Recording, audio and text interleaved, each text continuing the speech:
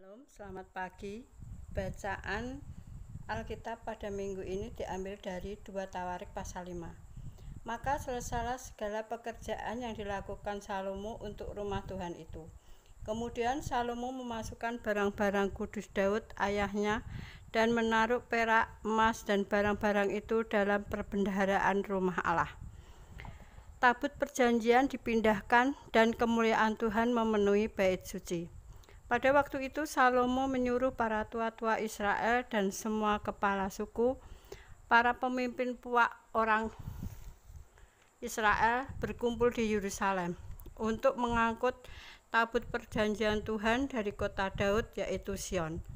Maka pada hari raya di bulan ke-7 berkumpullah di hadapan raja semua orang Israel. Setelah semua tua-tua orang Israel datang, maka orang-orang Lewi mengangkat tabut itu. Mereka mengangkut tabut itu dan kemah pertemuan dan segala barang kudus yang ada dalam kemah itu. Semuanya itu diangkut oleh imam-imam dan orang-orang Lewi. Tetapi Raja Salomo dan segenap umat Israel yang sudah berkumpul di hadapannya berdiri di depan tabut itu dan mempersembahkan kambing domba dan lembu sapi yang tidak terhitung dan tidak terbilang banyaknya. Kemudian imam-imam membawa tabut perjanjian Tuhan itu ke tempatnya, di ruang belakang rumah itu, di tempat maha kudus, tepat di bawah sayap kerub-kerub. Jadi kerub-kerub itu mengembang kedua sayapnya di atas tempat tabut itu, sehingga kerub-kerub itu menudungi tabut serta kayu-kayu pengusungnya dari atas. Kayu-kayu pengusung itu demikian panjangnya sehingga ujungnya kelihatan dari tempat kudus yang di depan ruang belakang itu, tetapi tidak kelihatan dari luar. Dan disitulah tempatnya sampai hari ini. Dalam tabut itu tidak ada apa-apa selain dari kedua loh yang ditaruh Musa ke dalamnya di Gunung Horeb, ketika Tuhan mengikat perjanjian dengan orang Israel pada waktu perjalanan mereka keluar dari Mesir. Lalu para imam keluar dari tempat kudus. Para imam yang ada pada waktu itu semuanya telah menguduskan diri, lepas dari giliran rombongan masing-masing. Demikian pula para penyanyi orang Lewi semuanya hadir, yakni Asap, Heman, Yetudun, beserta anak-anak dan saudara-saudaranya. Mereka berdiri di sebelah timur mezbah, berpakaian lenan halus dan dengan seracap, gambus dan kecapinya, bersama-sama 120 imam peniup nafiri. Lalu para peniup nafiri dan para penyanyi itu serentak memperdengarkan paduan suaranya untuk menyanyikan puji-pujian dan syukur pada Tuhan. Mereka menyaringkan suara dengan nafiri, ceracap, dan alat-alat musik sambil memuji Tuhan dengan ucapan, sebab Ia baik, bahwasanya untuk selama-lamanya kasih setianya. Pada ketika itu rumah itu, yakni rumah Tuhan, dipenuhi awan, sehingga imam-imam itu tidak tahan berdiri untuk menyelenggarakan kebaktian oleh karena awan itu, sebab kemuliaan Tuhan memenuhi rumah Allah. Amin. Shalom, selamat pagi saudara-saudara JKI UCC. Gimana kabarnya pagi hari ini? Semua sehat ya, dan harus tetap semangat. Mari kita bersatu, berdoa, memohon supaya Tuhan tetap ada pada setiap pujian yang dibagikan pada pagi hari ini. Terima kasih buat pagi yang indah ini Tuhan. Bagaimanapun bentuknya ibadah kami pagi hari ini, kami yakin dan percaya Tuhan Yesus Maha Hadir. Kami buka hati dan telinga kami Tuhan, supaya apa yang kami dengar lewat ibadah kami pagi hari ini bisa menjadi berkat dan kekuatan kami, juga orang-orang di sekeliling kami. Terima kasih Tuhan Yesus, kami siap mendengarkan pujian dan firman-Mu pagi hari ini. Hanya di dalam nama Tuhan Yesus kami berdoa dan mengucap syukur. Terpujilah nama-Mu Tuhan, hari ini kekal selama-lamanya. Haleluya. Amin.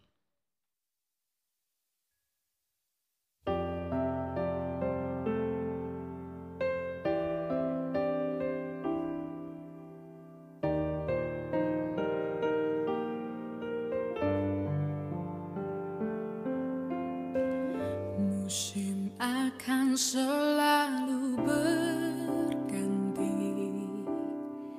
kasih Tuhan tetap abadi, tak akan berubah sampai selamanya. Ku tetap percaya, yakin Tuhan memberkati, ku yakin Tuhan melindungi. Burung di udara Tuhan pelihara karena kasih-Nya. Tuhan selalu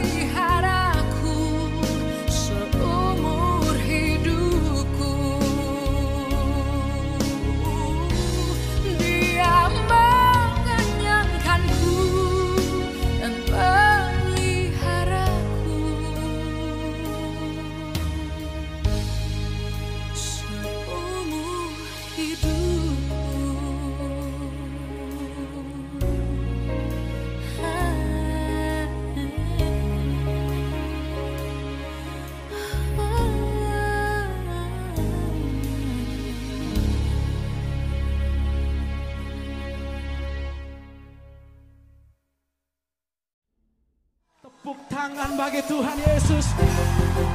Lompat sama-sama kemana? Sorakan Jesus.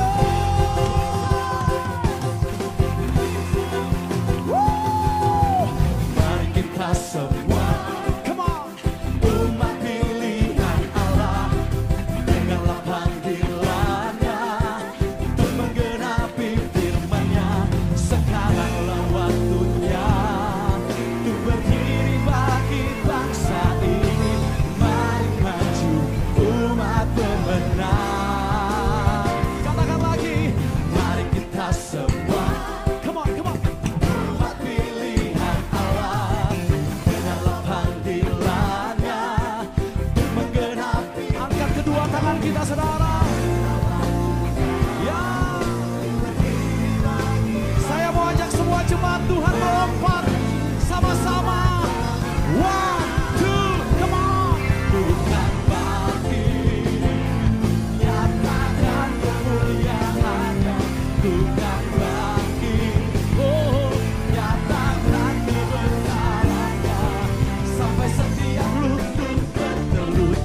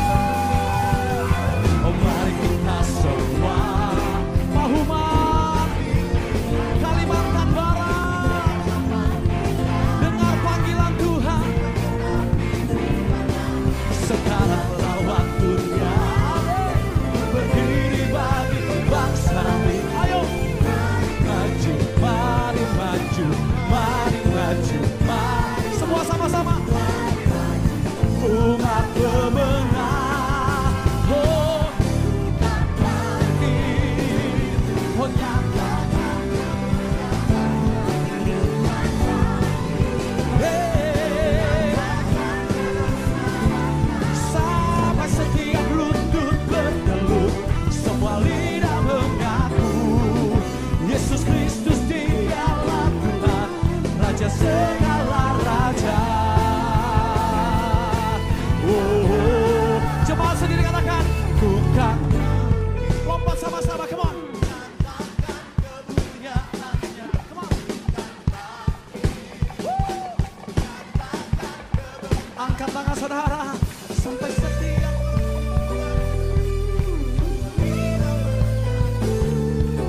Yesus Kristus dialah. Saya mau ajak jemaat Tuhan sekali lagi lompat buat Tuhan sama-sama. Come on. Ku kan bangkit, nyatakan kemuliaan-Nya. Amin. Sampai setiap lutut, semua lidah mengaku, Yesus Kristus dialah Tuhan, Raja segala raja. Angkat tangan sama-sama, dialah Raja, dialah Tuhan, dialah. Pemirsa di rumah, Tuhan adalah Tuhan Yesus. Sembah Dia, dialah Raja. Lompat sama-sama. Sorak-sorai bagi Tuhan, come on.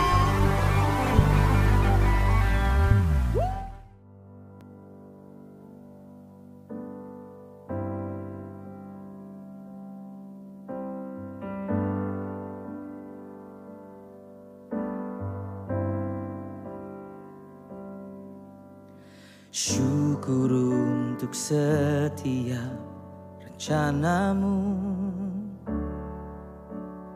dan rancanganmu yang mulia. Dalam satu tubuh kami bersatu, menjadi duta kerajaan-Mu. Ku ucapkan berkat atas Indonesia, biar kemuliaan Tuhan akan nyata.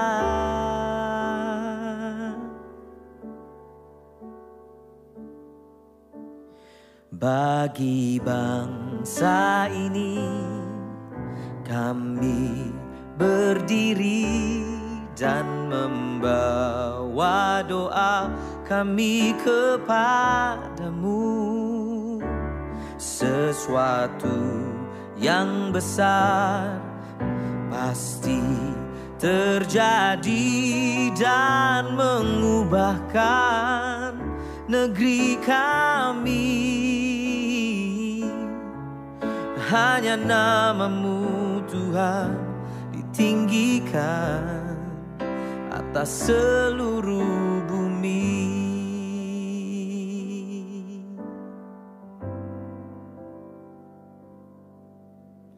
Kami rindu melihat Indonesia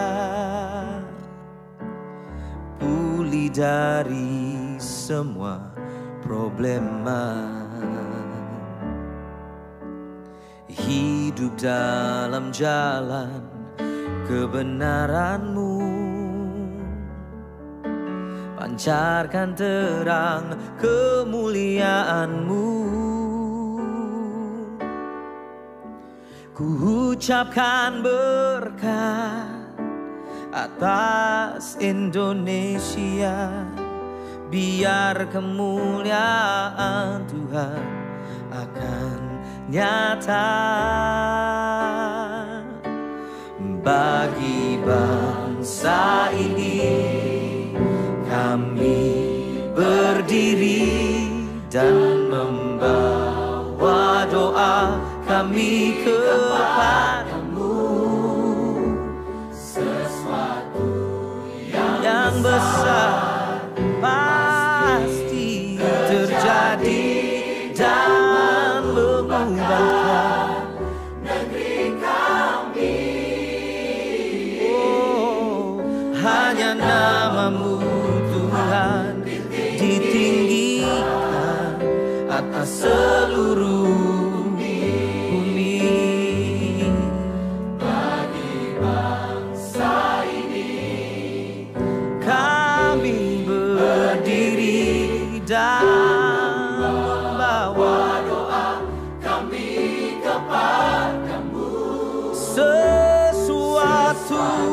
yang besar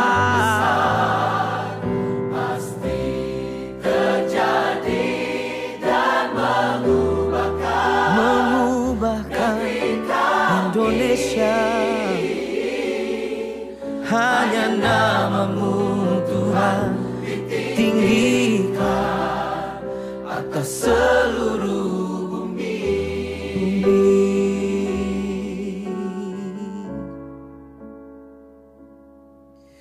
Hanya nama-Mu Tuhan ditinggikan atas seluruh bumi.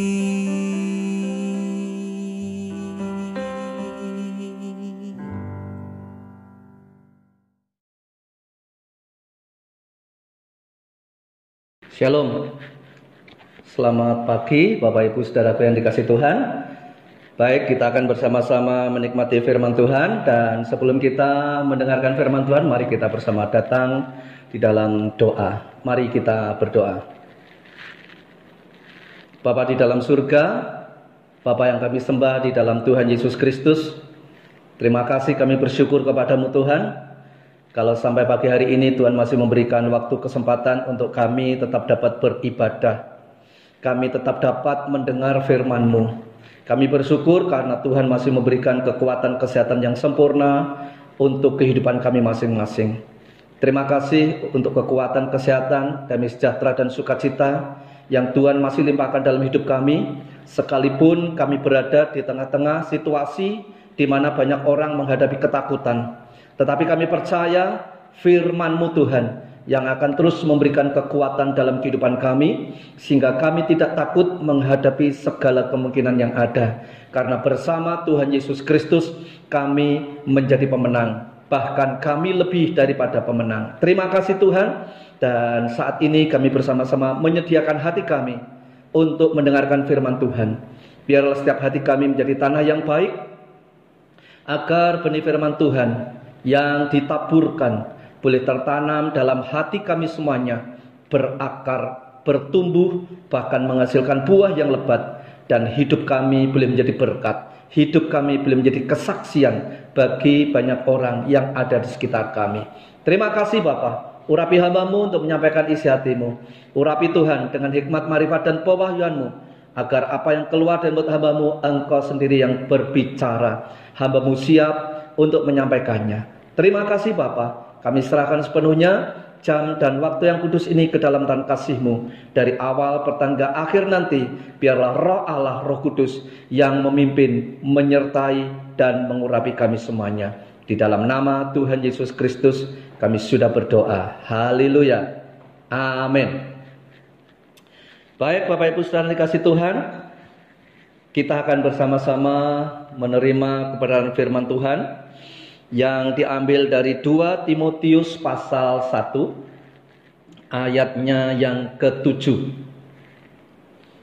Sebab Allah memberikan kepada kita bukan roh ketakutan, melainkan roh yang membangkitkan kekuatan, kasih dan ketertiban. Haleluya. Hari-hari ini banyak orang menghadapi ketakutan. Hari-hari ini banyak orang menghadapi kekhawatiran. Dan hari-hari ini banyak orang yang menghadapi ketidakpastian dalam hidup mereka. Mengapa? Karena mereka harus tinggal di rumah, mereka tidak bisa pergi, mereka tidak bisa bekerja, bahkan mereka tidak bisa beribadah. Lalu apa yang harus kita kerjakan, kita lakukan? Apakah kita juga harus ikut-ikutan mengalami ketakutan seperti kebanyakan orang? Bapak Ibu Saudaraku yang dikasihi Tuhan, Paulus berbicara kepada anak rohaninya yang bernama Timotius. Dia berkata, sebab Allah memberikan kepada kita bukan roh ketakutan, melainkan roh yang membangkitkan kasih, kekuatan dan ketertiban. Nah, itu sebabnya melalui ayat ini saya ingin membagikan buat kita semuanya, supaya kita tidak mengalami ketakutan. Sebab Allah tidak memberikan kepada kita roh ketakutan. Berarti di sini yang harus kita sadari, ketakutan itu merupakan spirit. Ada spirit yang mengikuti, yang menimbulkan banyak orang menghadapi segala sesuatu dan kemungkinan-kemungkinan yang terjadi, lalu mereka menghadapinya dengan ketakutan. Perhatikan baik-baik. Allah tidak pernah memberikan kepada kita roh ketakutan. Berarti kalau ada ketakutan datang, itu bukan daripada Allah. Ketakutan yang muncul, ketakutan yang datang, berarti dari setan, dari iblis.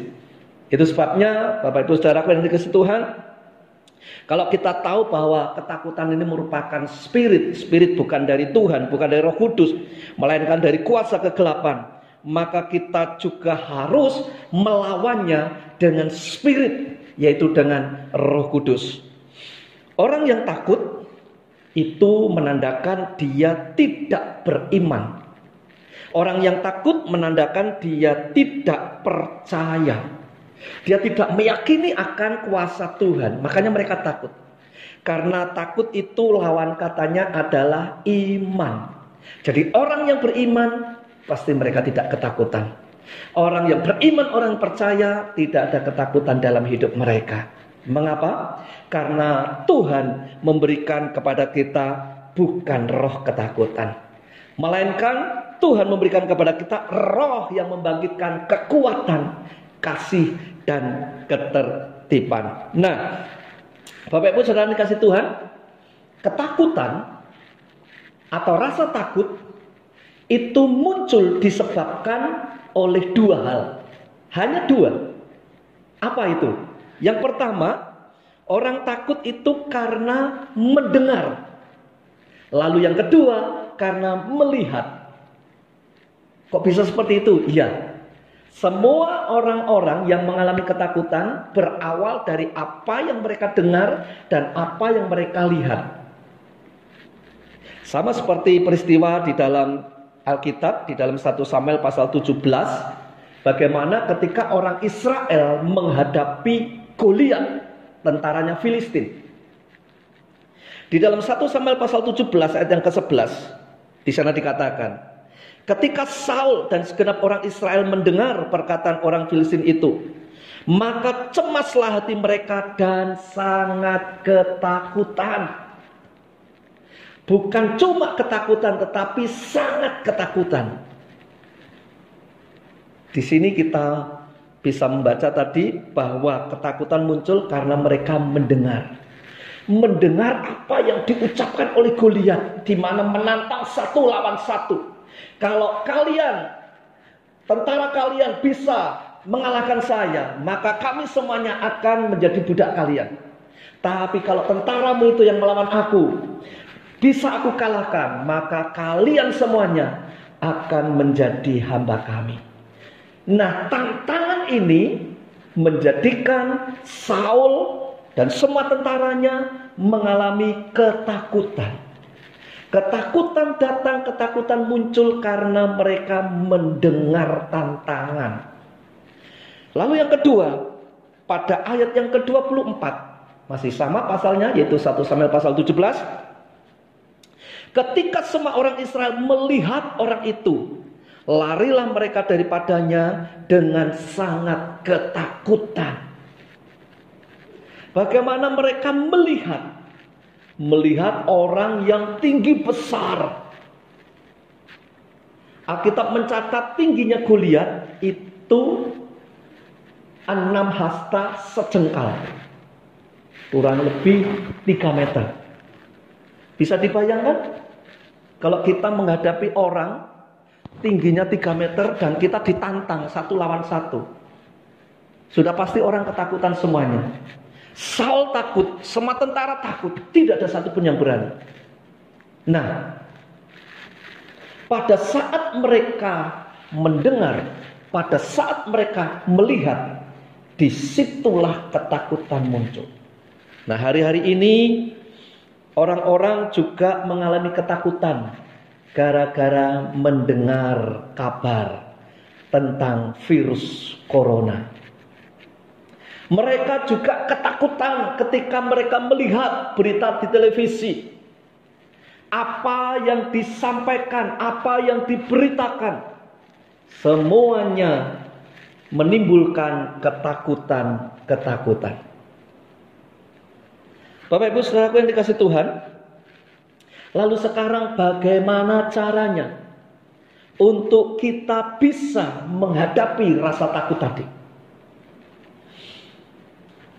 Ayat ini pula, ayat bacaan pertama kita yaitu 2 Timotius 1 ayat yang ke-7. Di sana dikatakan, sebab Allah memberikan kepada kita bukan roh ketakutan, melainkan roh yang membangkitkan kekuatan, kasih, dan ketertiban. Ada 3 hal yang akan kita kerjakan. Ada 3 hal yang akan kita lakukan. Bagaimana kita menyikapi rasa takut yang ada.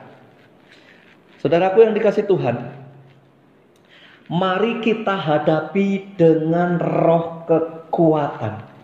Dengarkan baik-baik firman Tuhan di dalam Filipi pasal 4 ayat yang ke-13 berkata, segala perkara dapat kutanggung di dalam Dia yang memberi kekuatan kepadaku. Haleluya. Ini kabar sukacita. Paulus berkata bahwa segala perkara dapat kutanggung di dalam Dia, di dalam Yesus yang memberi kekuatan kepadaku. Seseorang bisa memperoleh kekuatan kalau dia mendengar firman Tuhan. Kalau orang mendengar kabar yang menakutkan, mereka bisa takut. Maka orang bisa mendapatkan kekuatan kalau mereka mendengar firman Tuhan yang menguatkan. Maka mereka bisa memiliki kekuatan. Itu sebabnya penting bagi kita untuk mendengarkan firman Tuhan. Lalu apa kata firman Tuhan? Sehubungan dengan ketakutan yang sedang melanda orang, supaya kita tidak takut. Mazmur 91 ayat 5 dan 6 berkata demikian. Engkau tak usah takut terhadap kedahsyatan malam, terhadap panah yang terbang di waktu siang, terhadap penyakit sampar yang berjalan di dalam gelap, terhadap penyakit menular yang mengamuk di waktu petang. Haleluya. Tuhan luar biasa. Dia telah memberikan firman-Nya kepada kita semuanya. Engkau tak usah takut. Katakan bersama-sama, tak usah takut. Haleluya.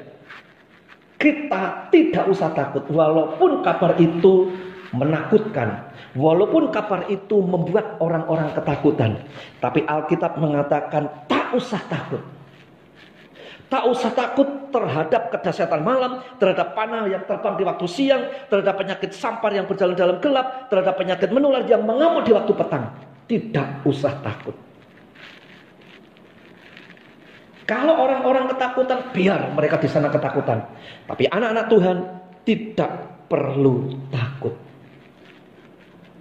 Tuhan Yesus juga pernah mengatakan kepada para murid-Nya ketika mereka berjalan dan bertemulah dengan rombongan, ada orang yang datang menangis karena anaknya mati.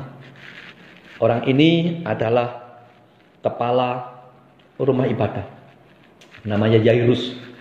Ketika dia datang, dia minta tolong kepada Tuhan Yesus. Baru saja dia menyampaikan isi hatinya kepada Tuhan Yesus, datanglah keluarganya, tidak perlu kamu merepotkan guru, karena anakmu sudah mati. Ini kabar yang sangat tidak enak untuk didengar oleh Yairus.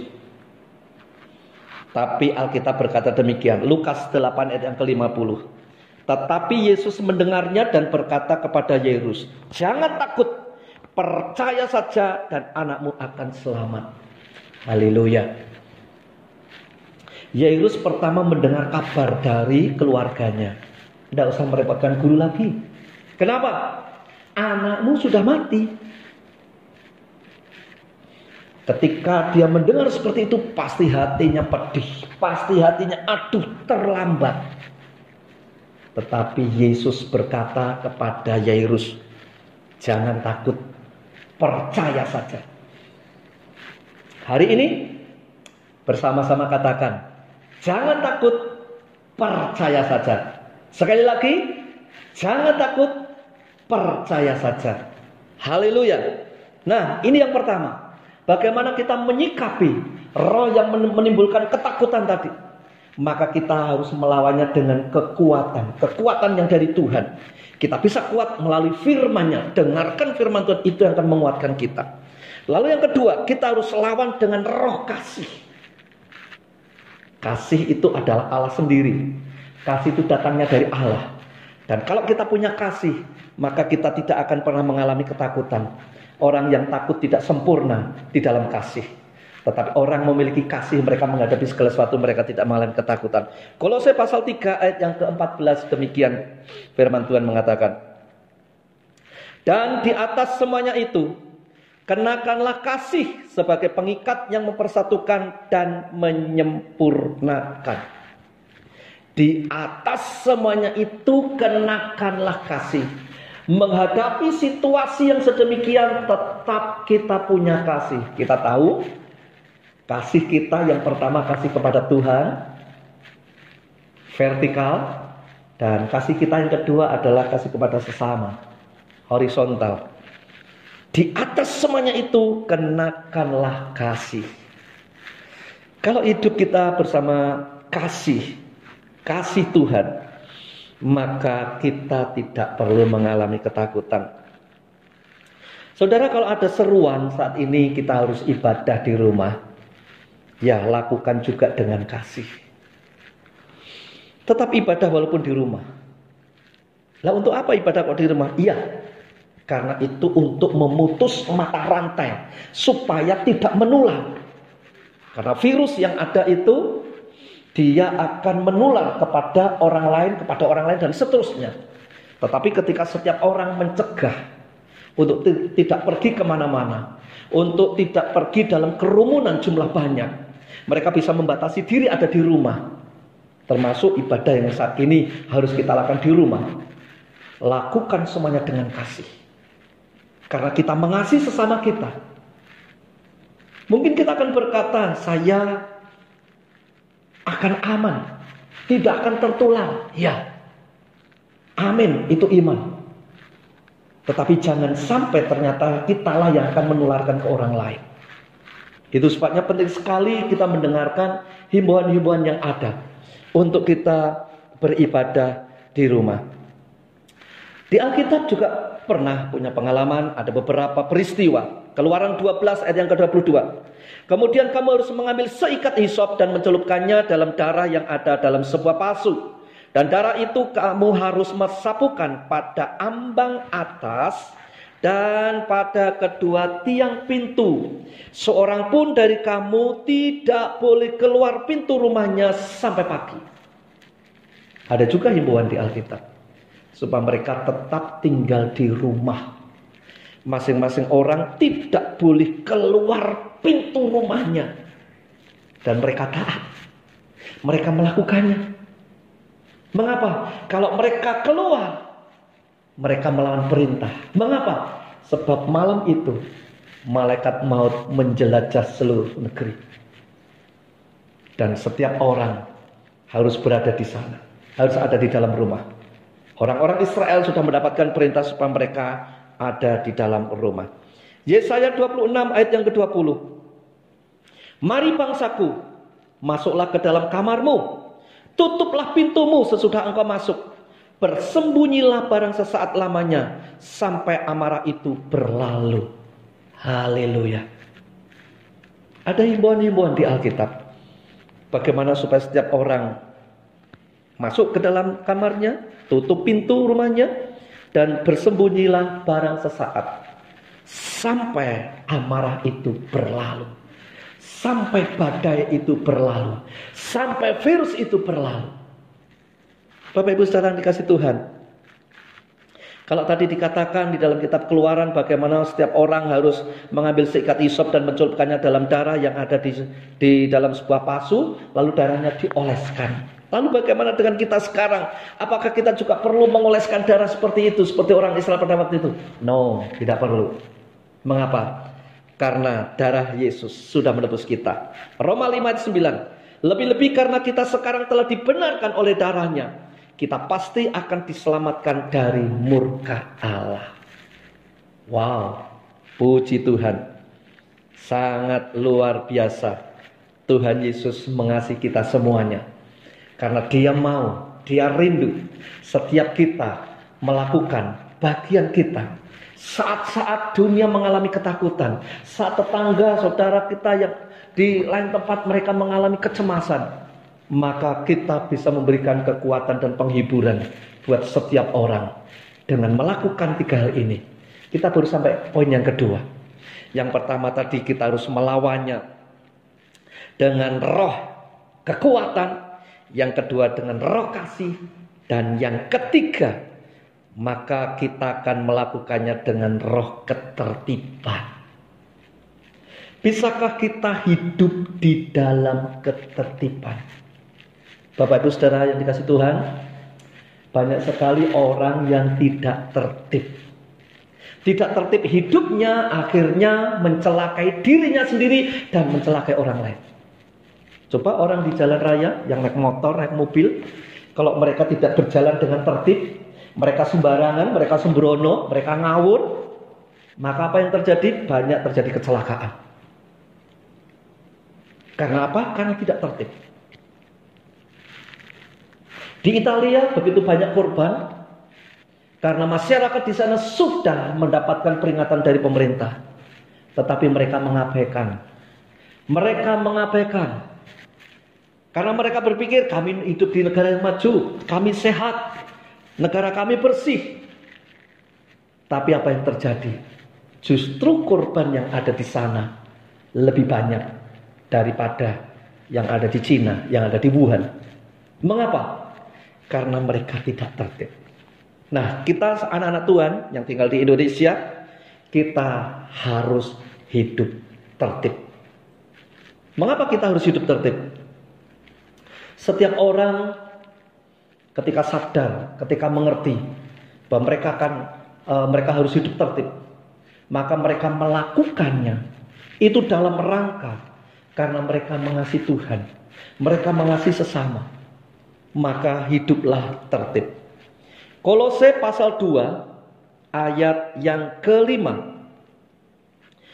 Sebab meskipun aku sendiri tidak ada di antara kamu, tetapi dalam roh aku bersama-sama dengan kamu, dan aku melihat dengan sukacita tertib hidupmu dan keteguhan imanmu dalam Kristus. Paulus memuji orang-orang di Kolose bagaimana mereka hidup tertib. Paulus sangat sukacita melihat kehidupan jemaat di Kolose yang tertib mengikuti apa yang dikehendaki oleh Tuhan. Tidak ada kekacauan, tidak ada pelanggaran. Mereka melakukan segala sesuatu dengan tertib, dengan berdasarkan iman mereka. Nah, hal tertib ini bisa kita aplikasikan bagaimana kita juga tunduk kepada pemerintah. Bapak Ibu Saudaraku yang dikasihi Tuhan, kita sadar, kita tahu bahwa pemerintah itu adalah dari Tuhan. Karena Alkitab mencatat setiap pemerintahan yang ada itu dari Tuhan. Karena pemerintahan itu dari Tuhan, maka kita juga harus mengikuti apa kata pemerintah. Titus pasal 3 ayat 1. Ingatkanlah mereka supaya mereka tunduk pada pemerintah dan orang-orang yang berkuasa, taat dan siap untuk melakukan setiap pekerjaan yang baik. Wow, luar biasa. Titus mencatat sedemikian rupa bagaimana setiap kita harus mengingatkan satu dengan yang lain, mengingatkan saudara-saudara kita, mengingatkan siapapun. Karena dalam hal ini dibutuhkan hikmat. Ada banyak orang yang nekat karena dengan dasar iman. Saya kan punya iman, saya beriman, saya percaya kepada Tuhan, tidak usah takut. Lalu mereka mengabaikan apa yang menjadi himbauan dari pemerintah. Dan apa akibatnya? Sama seperti di Italia. Mereka akhirnya menjadi korban. Bapak Ibu Saudara yang dikasihi Tuhan,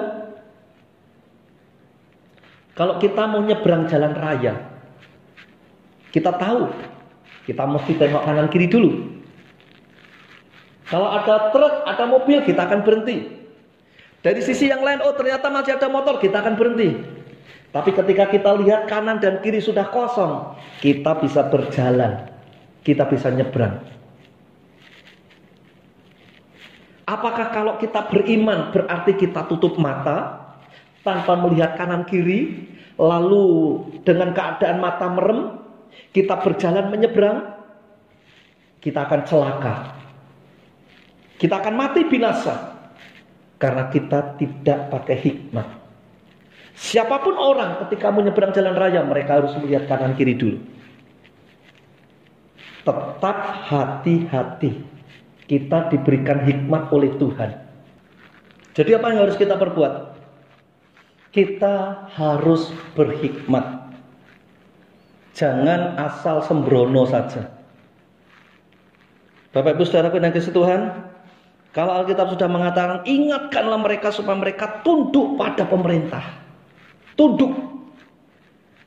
Tunduk berarti mengikuti apa yang sudah disampaikan, apa yang sudah disarankan. Apalagi itu berbentuk maklumat. Kita harus tunduk pada pemerintah dan orang-orang yang berkuasa. Taat dan siap untuk melakukan setiap pekerjaan yang baik.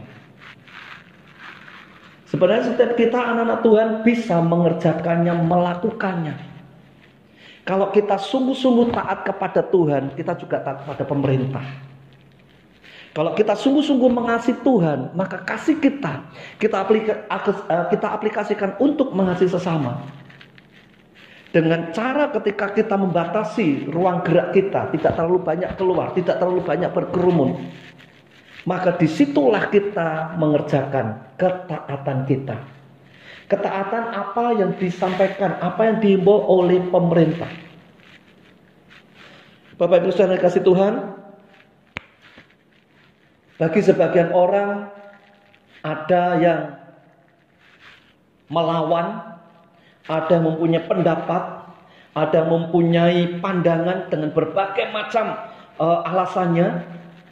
Namun justru di situ menunjukkan bahwa mereka tidak taat kepada pemerintah. Alkitab jelas sekali supaya setiap kita anak-anak Tuhan tunduk pada pemerintah yang ada. Dan melalui orang-orang yang berkuasa, kita taat dan siap untuk melakukan setiap pekerjaan yang baik. Bukankah yang kita kerjakan juga baik ini? Karena untuk memutus mata rantai, supaya tidak terjadi penularan. Sudah terlalu banyak korban yang terjadi. Sudah terlalu banyak orang yang sudah jadi korban. Bukan hanya di luar negeri, di Indonesia sudah banyak. Di Semarang bahkan sudah ada. Di rumah sakit di kota Semarang juga ada 1-2 korban yang sudah dirawat, masuk isolasi dan sebagainya dan seterusnya. Saya tidak tahu datanya kalau di Purwodadi. Tetapi di Semarang sudah begitu banyak. Setiap kecamatan ada. Hanya beberapa kecamatan saja yang tidak ada. Hampir semua kecamatan di kota Semarang sudah ada. Sangat mengerikan. Tetapi kita tidak boleh takut menghadapi dan menyikapi semuanya itu. Bapak Ibu saudara dikasihi Tuhan, di dalam Roma 13 ayat 1 di sana juga dikatakan, tiap-tiap orang harus takluk kepada pemerintah yang di atasnya. Sebab tidak ada pemerintah yang tidak berasal dari Allah. Dan pemerintah-pemerintah yang ada ditetapkan oleh Allah. Puji Tuhan. 2 ayat terakhir ini, Titus dan Roma, menjelaskan bagaimana bahwa kita harus tunduk kepada pemerintah, bahwa kita harus takluk kepada pemerintah. Alkitab luar biasa. Ada banyak nasihat, ada banyak teguran, ada banyak hal-hal yang membuat kita harus mengerti apa yang Tuhan kehendaki dalam hidup kita. Bukan hanya bergereja, tapi juga bermasyarakat. juga dalam hidup kita ini sebagai rakyat Indonesia, sebagai orang-orang yang tinggal di negeri ini, kita juga taat dengan peraturan yang ada. Tiap-tiap orang harus takluk kepada pemerintah yang di atasnya. Takluk, saudaraku. Kalau kita membayangkan ada dua bangsa yang sedang perang, atau ada dua orang yang sedang berantem, lalu salah satu menjadi pemenang, lalu yang lain itu kalah. Nah, yang kalah seringkali disebut takluk. Mereka takluk kepada pemerintah. Mereka takluk kepada musuh. Takluk berarti bertekuk lutut. Mereka menyerah. Kita bersyukur karena kita tinggal di negeri Indonesia ini, bagaimana pemerintah sudah dengan luar biasa melakukan langkah-langkah untuk keselamatan rakyatnya, untuk keselamatan masyarakatnya. Itu sebabnya kita sebagai anak-anak Tuhan, kita harus melakukannya. Melakukan apa yang sudah disampaikan oleh pemerintah untuk setiap kebaikan rakyatnya. Jadi Bapak Ibu Saudara yang dikasihi Tuhan, hari ini kita mendapatkan sesuatu yang indah dan luar biasa. Kalau firman Tuhan katakan, sebab Allah memberikan kepada kita bukan roh ketakutan, melainkan roh yang membangkitkan kekuatan, kasih, dan ketertiban. Kita tahu bahwa ketakutan adalah spirit, maka kita juga akan melawannya dengan spirit, yaitu dengan kuasa Roh Kudus yang memberikan kepada kita kekuatan, kasih, dan ketertiban. Saya berharap setiap anak-anak Tuhan mulai hari ini dan seterusnya hingga sampai waktu yang sudah ditentukan oleh pemerintah, hiduplah di dalam kekuatan. Kekuatan orang percaya terletak pada karakternya yang tetap tegar di masa sukar. Hari-hari ini banyak orang menghadapi masa sukar, tapi anak-anak Tuhan harus tetap tegar di masa sukar ini. Jangan menunjukkan kelemahan, jangan menunjukkan ketakutan, tapi buktikan kita punya Allah, kita punya Tuhan Yesus Kristus yang sangat luar biasa.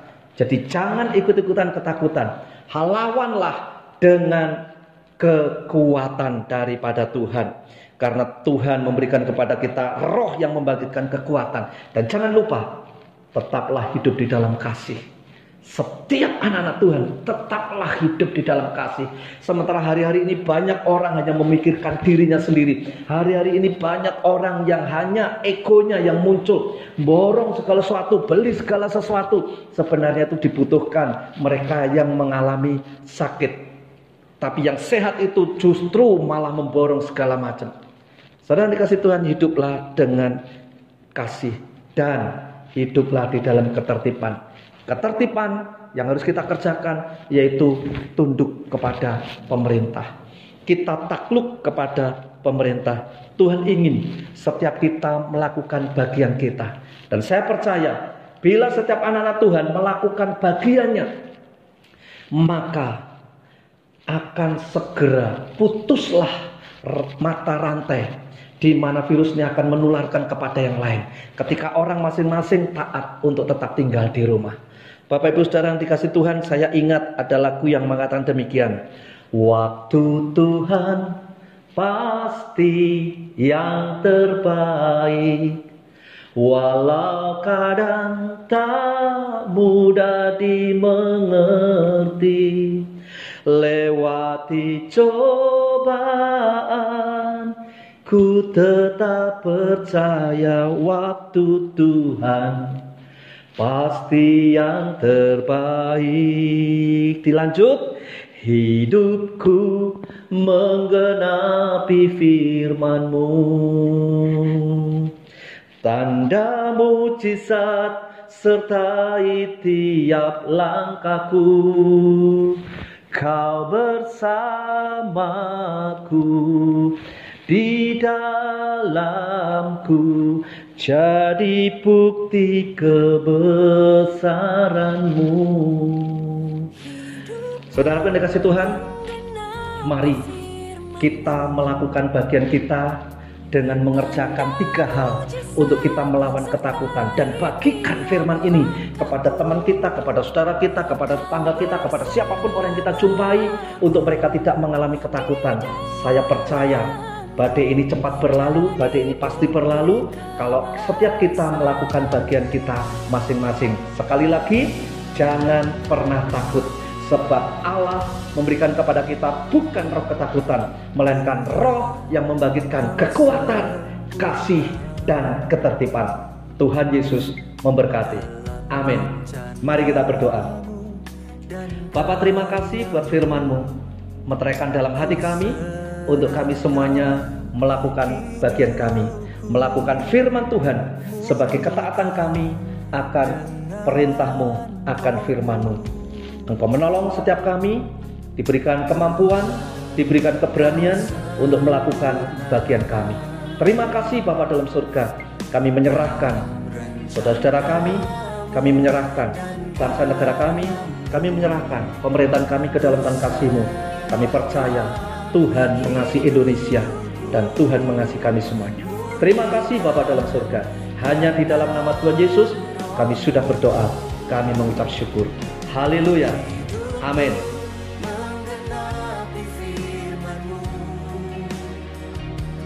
Tanda mujizat sertai tiap langkahku. Kau bersamaku di dalamku, jadi bukti kebesaran.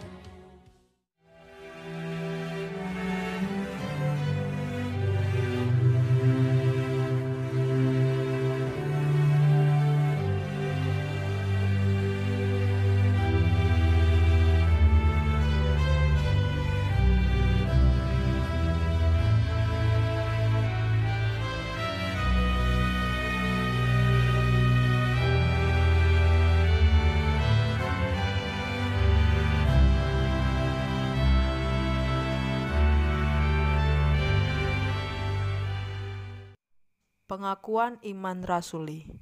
Aku percaya kepada Allah, Bapa yang Maha Kuasa, Khalik langit dan bumi, dan kepada Yesus Kristus anaknya yang tunggal Tuhan kita, yang dikandung daripada Roh Kudus, lahir dari anak darah Maria, yang menderita sengsara di bawah pemerintahan Pontius Pilatus, disalibkan, mati dan dikuburkan, turun ke dalam kerajaan maut. Pada hari yang ketiga bangkit pula dari antara orang mati, naik ke surga, duduk di sebelah kanan Allah, Bapa yang Maha Kuasa. Dan dari sana ia akan datang untuk menghakimi orang hidup dan yang mati. Aku percaya kepada Roh Kudus, gereja yang kudus dan am, persekutuan orang kudus, pengampunan dosa, kebangkitan orang mati, dan hidup yang kekal. Bapak Ibu Saudara yang dikasihi Tuhan, kita akan mengakhiri ibadah kita pada pagi hari ini, dan kita rindu menerima berkat dari Tuhan. Mari Bapak Ibu Saudara, bukalah kedua tanganmu di hadapan Tuhan dan terimalah berkat dari Tuhan. Tuhan memberkati engkau dan melindungi engkau. Tuhan menyinari engkau dengan wajahnya dan memberi kau kasih karunia. Tuhan menghadapkan wajahnya kepadamu dan memberi kau damai sejahtera. Sekarang saudaraku yang kasih Tuhan, kembalilah kepada setiap aktivitasmu dan biarlah damai sejahtera Tuhan, sukacita Tuhan, cinta kasih Tuhan dan penghiburan daripada Roh Kudus menyertai saudara semua mulai saat hari ini sampai Maranatha Tuhan datang kedua kalinya. Terimalah berkat yang sempurna ini di dalam nama Tuhan Yesus Kristus. Haleluya. Amin.